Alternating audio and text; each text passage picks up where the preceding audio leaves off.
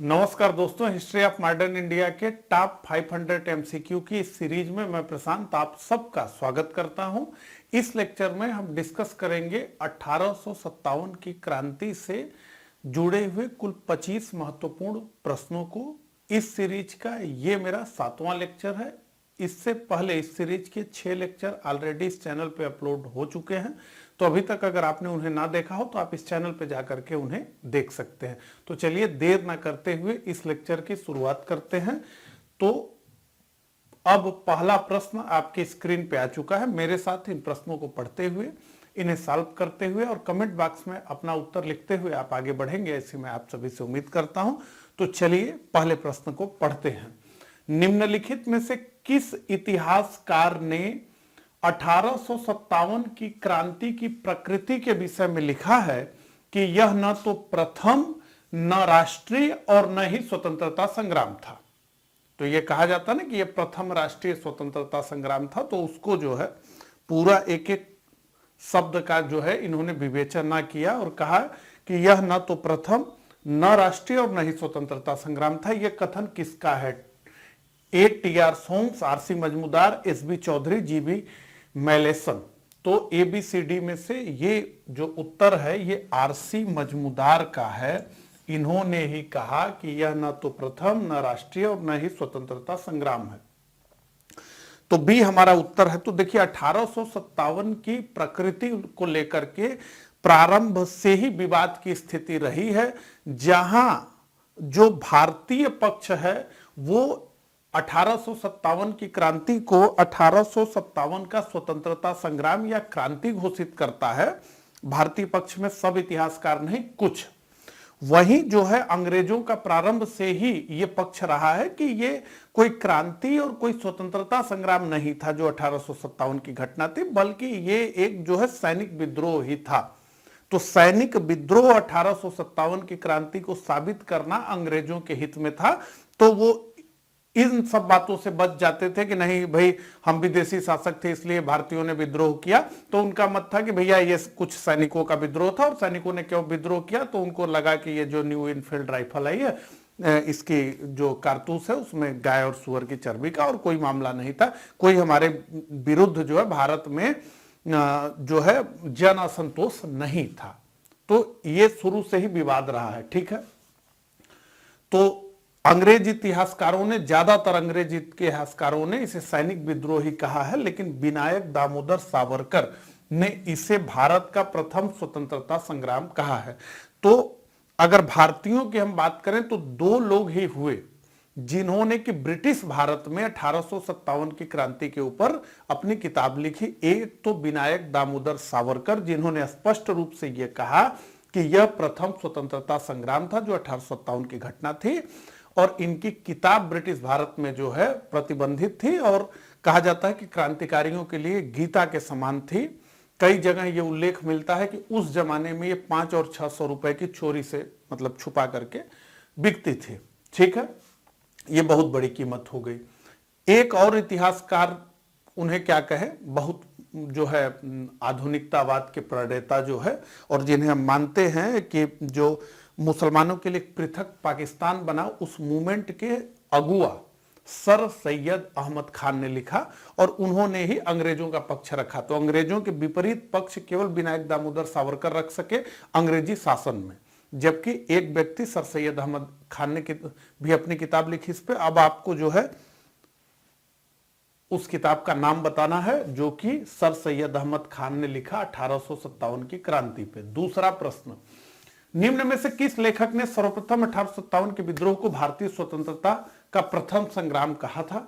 रमेश चंद्र मजमूदार, अरविंद घोष, विनायक दामोदर सावरकर, जवाहरलाल नेहरू। तो सी हमारा उत्तर है, विनायक दामोदर सावरकर, ठीक है।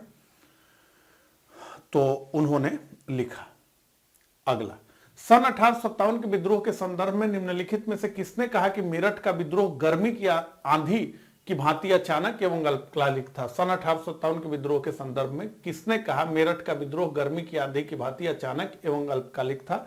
RC Majumdar, S N Sen, B D Savarkar, SV Chaudhary, ABCD। देखिए इस तरह 1857 की क्रांति से जुड़े हुए बहुत सारे प्रश्न पूछे जाते हैं, उसकी प्रकृति को लेकर के और जो प्रसिद्ध कोट्स हैं उनको लेकर के। तो हमारा उत्तर है RC मजमूदार। ठीक है, तो RC मजमूदार ने पूरा ये प्रयास किया ये घोषित करने का कि ये कोई क्रांति नहीं थी। तो मेरठ का विद्रोह गर्मी की आंधी की भांति अचानक एवं अल्पकालिक था, यह कथन रमेश चंद्र मजमूदार का है। तो RC मजमूदार ने जो किताब लिखी थी उसका नाम था द सिपाही इम्यूनिटी एंड रिवोल्ट ऑफ 1857 में। ठीक है, इन्होंने कहा कि यह स्वतंत्रता संग्राम नहीं था, और आगे वही कि न तो प्रथम, न राष्ट्रीय और न ही स्वतंत्रता संग्राम था। अगला, वह ब्रिटिश जिसने 1857 के भारतीय विद्रोह को ब्रिटिश पार्लियामेंट के हाउस ऑफ कॉमन्स में राष्ट्रीय विद्रोह की संख्या दी।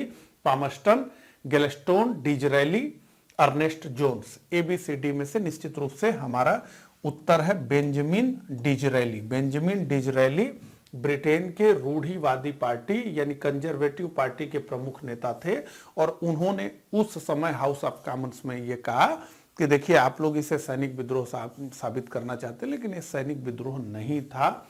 ठीक है, उन्होंने कहा कि यह विद्रोह एक आकस्मिक प्रेरणा नहीं था, अपितु यह एक सचेत संयोग का परिणाम था। अगला, 1857 से संबंधित निम्नलिखित घटनाओं का सही क्रम नीचे दिए गए कोट की सहायता से निर्धारित करना है। बैरकपुर का विद्रोह, दिल्ली का विद्रोह, मेरठ का विद्रोह और लखनऊ का विद्रोह। ठीक है, कोर्ट की सहायता से निर्धारित करना है। पूछा यह जा रहा है मुख्यतः कि कौन सा विद्रोह कब हुआ, वो जो है कालानुक्रम के हिसाब से लगाना है। तो सबसे पहले तो बैरकपुर में विद्रोह हुआ मंगल पांडे का, उसके बाद जो है दिल्ली का विद्रोह हुआ, मेरठ का विद्रोह हुआ, बैरकपुर के बाद मेरठ का विद्रोह हुआ 3, फिर दिल्ली का विद्रोह हुआ और उसके बाद लखनऊ। ठीक है, तो बैरकपुर 1, मेरठ 3, दिल्ली 2, लखनऊ 4। तो ए हमारा उत्तर है। ठीक है, इसका उत्तर हमारा ए है। अब पूरा ये चार्ट बना करके जो हमारी स्टाइल है उसके तहत हमने जो है पूरी बात क्लियर कर दी किस प्रकार से 1857 की क्रांति की शुरुआत हुई, एक बार हम देख लेना चाहेंगे। ठीक है, हेल्पफुल रहेगा। तो देखिए 26 फरवरी 1857 को यह हुआ कि बहरामपुर के कुछ सैनिकों द्वारा कारतूस प्रयोग से इनकार कर दिया गया। क्यों? क्योंकि उनको लगा कि ये जो न्यू इनफील्ड राइफल है इसमें जो है चर्बी, गाय की और सुअर की चर्बी का प्रयोग किया जा रहा है। 29 मार्च 1857 को क्या हुआ, तो 34वीं रेजिमेंट बैरकपुर के मंगल पांडे ने विद्रोह कर दिया, बैरकपुर बंगाल में, और लेफ्टिनेंट बाग एवं सार्जेंट ह्यूसन की इन्होंने हत्या कर दी। यह 29 मार्च 1857 को हुआ। 8 अप्रैल 1857 को क्या हुआ, तो मंगल पांडे को फांसी दे दी गई और ये जो 34वीं रेजिमेंट थी इसको भंग कर दिया गया। ये 8 अप्रैल को हुआ। 24 अप्रैल 1857 को क्या हुआ, मेरठ में तैनात, अब बैरकपुर से कहानी सीधे मेरठ में आ गई, बैरकपुर की कहानी समाप्त, अब मेरठ में आ गई जो है उत्तर प्रदेश में। मेरठ में तैनात देसी घुड़सवार सेना के कुछ सिपाहियों का कारतूस प्रयोग से इनकार, ये 24 अप्रैल को हुआ। 9 मई 1857 को क्या हुआ कि जिन सैनिकों ने यह कहा था कि हम जो है इन कारतूसों का प्रयोग नहीं करेंगे, उनको यह कहा कि आप लोगों को सेवा से बर्खास्त किया जा रहा है और 10 वर्ष की सजा मिलेगी। जैसे ही यह घोषणा हुई उसके अगले दिन 10 मई 1857 को मेरठ में तैनात संपूर्ण ब्रिटिश भारतीय सेना ने विद्रोह कर दिया और मेरठ बड़ी छावनी थी ब्रिटिशों की। और क्या किया, तो अपने साथियों को मुक्त करवाया जिनको इन्होंने बंद किया था और दिल्ली की ओर बढ़ चले। 12 मई 1857 को, ये 11 मई को ही रात में पहुंच गए थे, दिल्ली पर विद्रोही सैनिकों ने अपना अधिकार कर लिया, वहां से जो अंग्रेज थे मार के भगा दिया और बहादुर शाह द्वितीय को कहा कि भैया अब जो है क्रांति की स्थिति आ गई है और ईश्वर ने क्रांति के लिए आप ही को चुना है, तो चलिए अब जो है कमान संभाल लीजिए। हालांकि ये बहुत हिचकते हुए अंततः जो है ये तैयार हुए। अगला, 1857 के विद्रोह के संदर्भ में निम्न में से कौन सा युग्म सही है? अब युग्म यानी एक तरफ जो है स्थल और दूसरे तरफ क्रांतिकारी है। तो कानपुर खान बहादुर, तो कानपुर में खान बहादुर नहीं थे बल्कि बरेली में खान बहादुर थे, कानपुर में कुंवर सिंह थे, तो ये नहीं है मैच। बरेली में कुंवर सिंह नहीं थे बल्कि खान बहादुर थे, तो ये भी नहीं है। बिहार में नाना साहब नहीं थे बल्कि कानपुर में नाना साहब थे और जो है बिहार में कुंवर सिंह थे, तो ये भी नहीं है। तो डी हमारा उत्तर है। उपरोक्त में से कोई भी सही सुमेलित नहीं है। तो अब देख लीजिए यहां पे जो है केंद्र तिथि क्रांतिकारी, ठीक है। तो दिल्ली जो महत्वपूर्ण केंद्र थी 11-12 मई 1857, बहादुर शाह द्वितीय और बखत खां ही मेन लीडरशिप में थे। निकलसन और हडसन ने इसको समाप्त किया। लखनऊ 30 मई 1857 बेगम हजरत महल ने, वही जो वहां के अंतिम नवाब थे वाजिद अली शाह, उन्हीं की ये जो है बेगम से नीचे का दर्जा होता था, ये थी, इनके पुत्र थे बिरजिस कादिर। कानपुर निश्चित रूप से नाना साहब, तात्या टोपे। झांसी रानी लक्ष्मीबाई, इलाहाबाद लिकायत अली, जगदीशपुर बिहार कुंवर सिंह, बरेली खान बहादुर खान, फैजाबाद मौलवी अहमदुल्ला और फतेहपुर अजीमुल्ला सरनाम।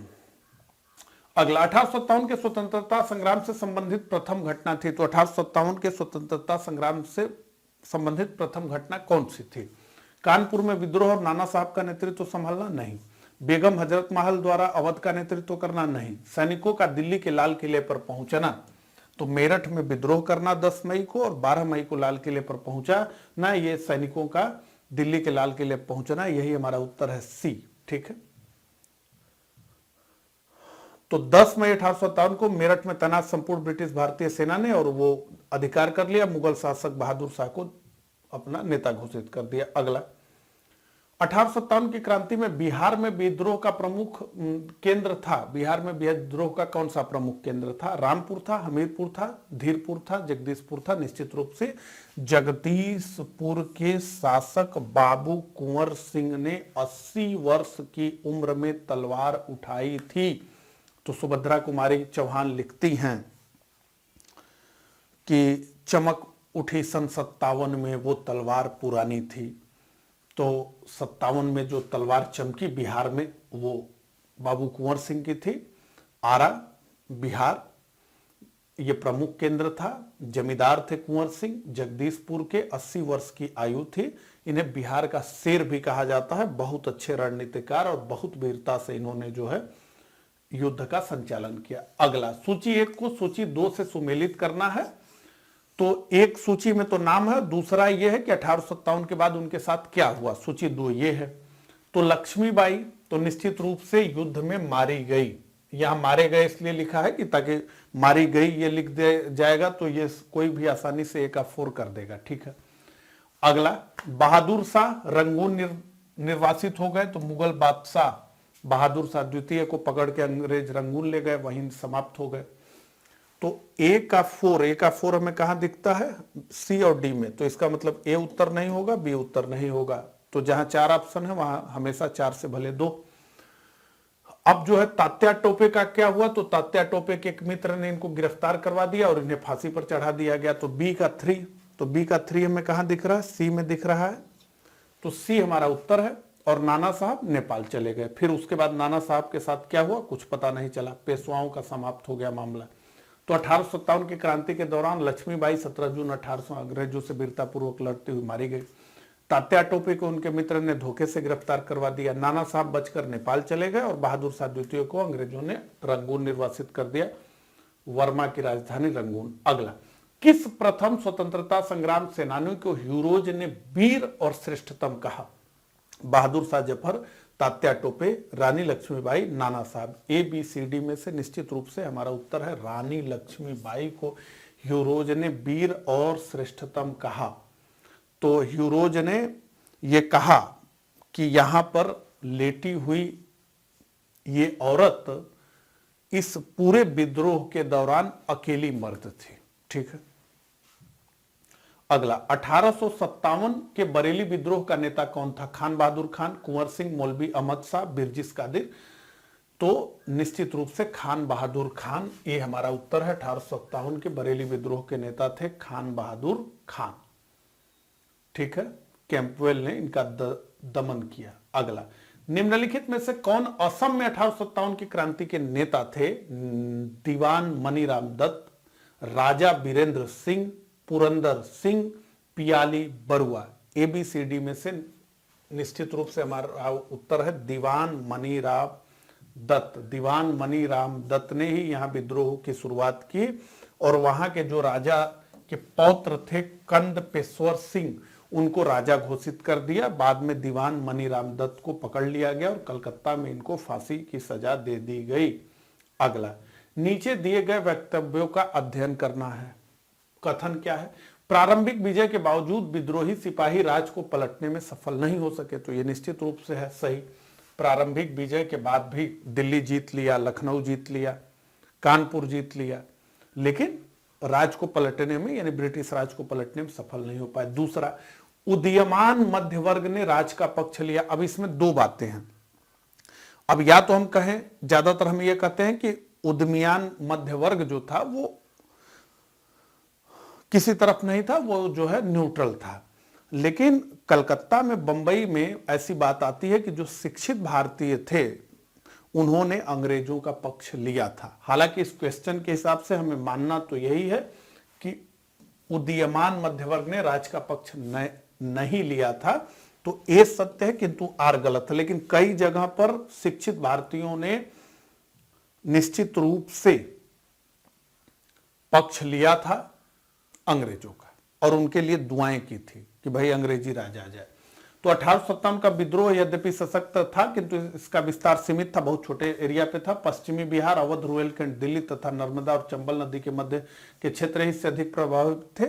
साथ ही विभिन्न कारणों जैसे क्रांतिकारियों में संगठन का अभाव था, पूर्व निर्धारित तिथि से पहले ही मंगल पांडे का विद्रोह, ये कहते हैं ना कि एक तिथि तय की गई थी, संसाधनों की कमी थी, देसी राजाओं द्वारा अंग्रेजों की मदद की गई, विद्रोहियों की मदद नहीं की गई, कुशल नेतृत्व नहीं था इनके पास, एक जो है व्यक्ति तथाकथित जो है क्रांति का नेतृत्व करता था जिसकी हालत स्वयं खराब थी। मैं बात कर रहा हूं मुगल सम्राट बहादुर शाह द्वितीय की। शिक्षित भारतीयों की तटस्थता थी, जन सामान्य की बेहद कम भागीदारी। इन सब कारणों के बावजूद जो है विद्रोही सिपाही राज को पलटने में सफल नहीं हो सके। अगला, निम्नलिखित कथनों में से कौन सा एक सही है? 1800 ध्यान से, निम्नलिखित कथनों में से कौन सा एक सही है?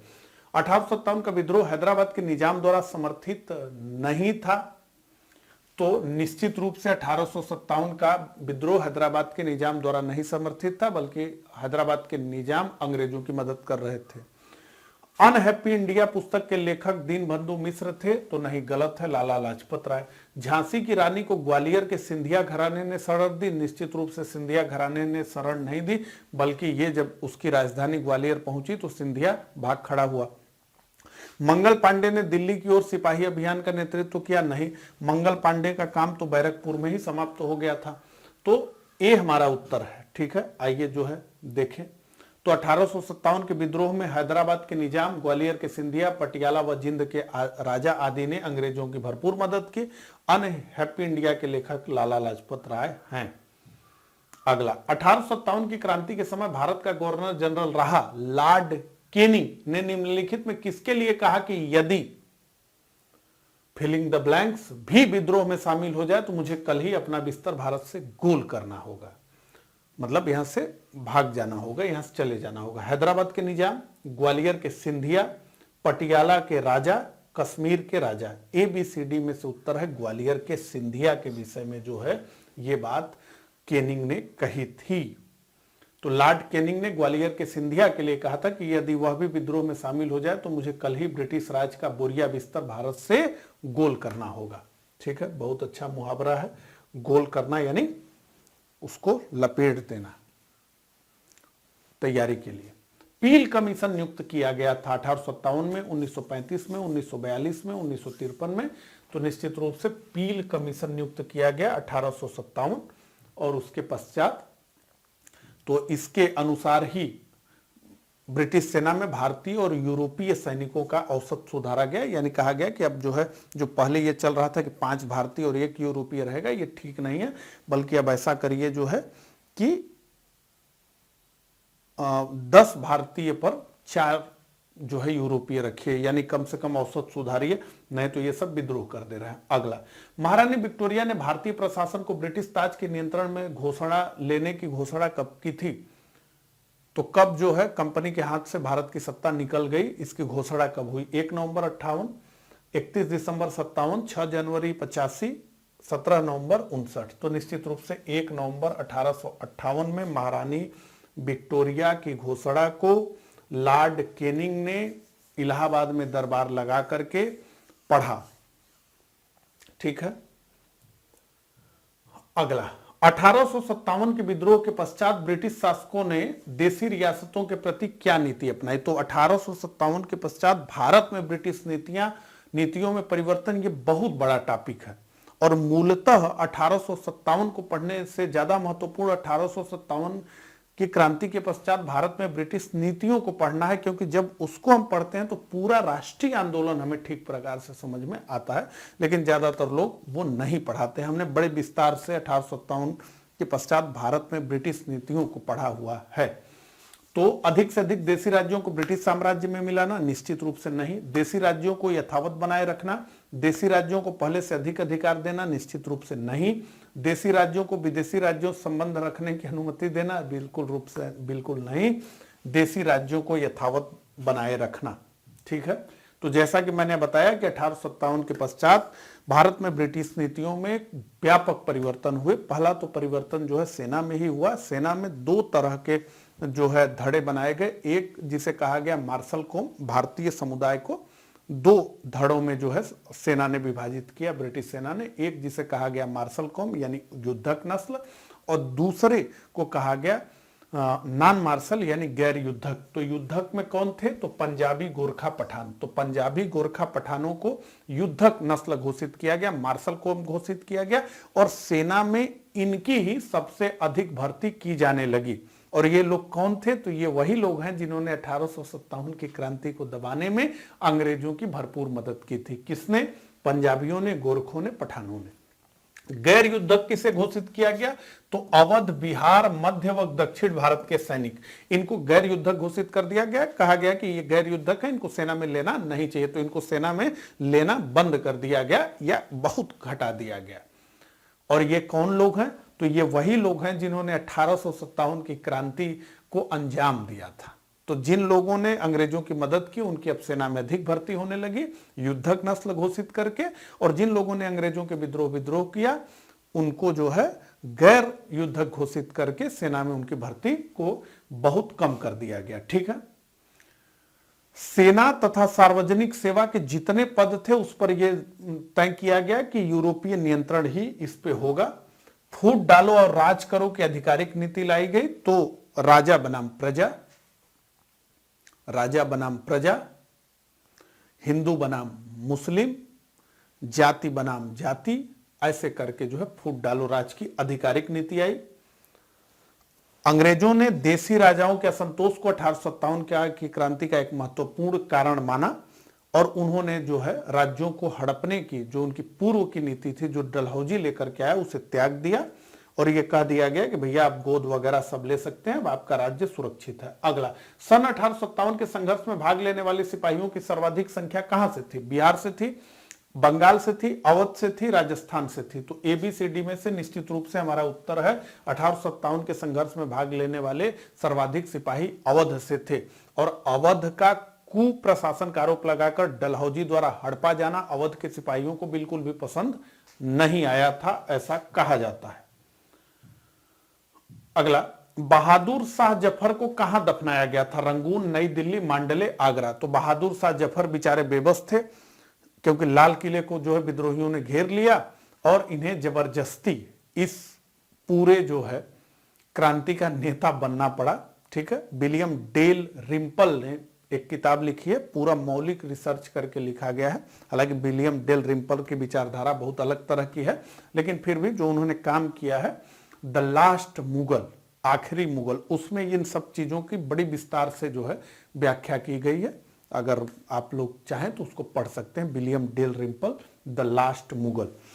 तो बहादुर शाह जफर को कहां दफनाया गया? तो इनको रंगून निर्वासित कर दिया गया। इनके पुत्रों को तो सीधे गोली मारा हडसन ने, लेकिन इनको रंगून निर्वासित कर दिया गया। वहीं पर इनकी मृत्यु हो गई, वहीं पे इनका कब्र बन गया।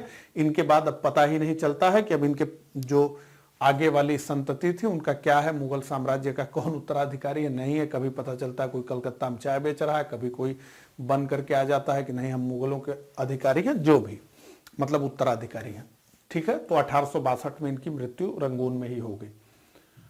अगला 1857 की क्रांति का वह नेता जो अपनी ढलती उम्र में भी संभवतः सबसे अच्छा नेतृत्व करता था, कौन था? कुंवर सिंह, नाना साहब, बहादुर शाह जफर, तात्या टोपे। बहादुर शाह जफर तो एक जो है मोम के पुतले थे, इससे ज्यादा इनका मतलब नहीं।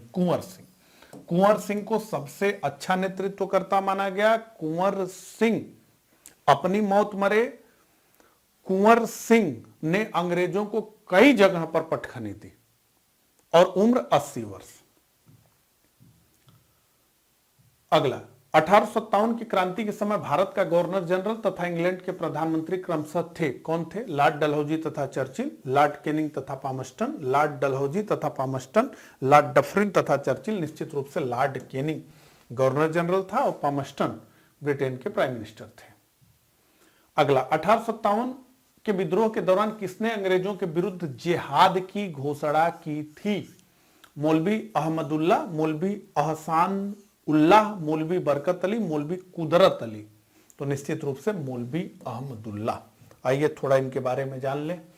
तो मौलवी अहमदुल्ला ने अंग्रेजों के विरुद्ध जिहाद की घोषणा की और सभी से अपील की। क्या अपील की? कि सारे लोग अंग्रेज काफिरों के विरुद्ध खड़े हो जाओ और इन्हें भारत से बाहर खदेड़ दो। इन्होंने 1857 के विद्रोह में फैजाबाद व शाहजहांपुर में विद्रोह का नेतृत्व किया। यह मद्रास के रहने वाले थे। अगला 1857 के विद्रोह का सबसे महत्वपूर्ण परिणाम यह हुआ कि, अब सबसे महत्वपूर्ण परिणाम पूछा जा रहा है तो इस ऑप्शन के हिसाब से पूछा जा रहा है, ठीक है। भारत में ब्रिटिश सरकार की जड़ें हिल गई। जड़ें तो नहीं हिल पाई। ब्रिटिश सरकार ने क्रांतिकारियों पर अत्याचार किए तो वो तो निश्चित रूप से किए ही, लेकिन ये परिणाम तो था नहीं। भारतीय नेताओं की कमजोरी प्रकट हो गई, तो निश्चित रूप से भारतीय नेताओं की कमजोरी तो इससे पहले ही प्रकट हो गई थी। विद्रोह ने भविष्य में भारत की आजादी के लिए लड़े जाने वाले संग्राम में हमेशा ही एक अस्थायी प्रेरणा का काम किया। निश्चित रूप से 24 का डी हमारा उत्तर है। अगला 1857 के विद्रोह के अनेक कारण थे, निम्न में से कौन सा कारण 1857 के विद्रोह का नहीं था? तो बहुत सारे कारण थे, लेकिन कौन सा नहीं था ये पूछा जा रहा। अंग्रेजों द्वारा भारतीयों का आर्थिक शोषण, तो ये तो कारण था ही। भारतीय शासकों का असंतोष, निश्चित रूप से कारण तो था ही। धार्मिक कारण, तो निश्चित रूप से धार्मिक कारण ही तो तत्कालिक कारण था। गाय और सुअर की चर्बी वाली बात। भारतीयों की आर्थिक समृद्धि, तो ये कोई कारण नहीं था। भारतीयों की आर्थिक समृद्धि तो कोई कारण नहीं थी, तो डी हमारा उत्तर है। तो इस प्रकार 1857 की क्रांति से जुड़े हुए कुल 25 प्रश्नों को हमने देखा। मुझे कमेंट करके जरूर बताइएगा कि मेरा ये प्रयास आपको कैसा लगा। मिलता हूं इसी तरह के अगले लेक्चर में, तब तक के लिए आप सभी को नमस्कार, धन्यवाद।